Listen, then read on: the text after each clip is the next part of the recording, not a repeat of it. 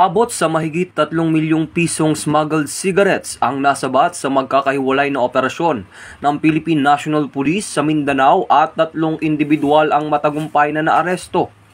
Noong ika-20 ng Nobyembre taong 2025, naharang ng mga tauhan ng Kalamansig MPS at Sultan Kudarat PNP ang 2 lalaki sa barangay Hinalaan at nasabat ang 23 kahon ng smuggled na sigarilyo na nagkakahalaga ng 900,000 pesos.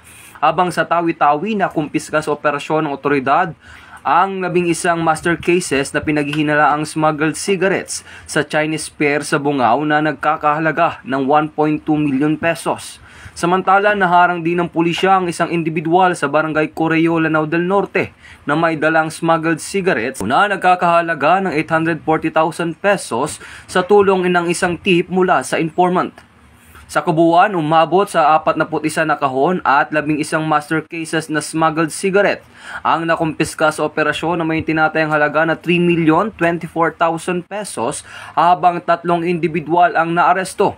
Ang matagumpay na operasyon ng pulisya ay bunga ng puspusang operasyon ng PNP kontra smuggling at iba pang iligal na gawain. Ito ang bagong PNP para sa bagong Pilipinas, serbisyong mabilis, tapat at nararamdaman.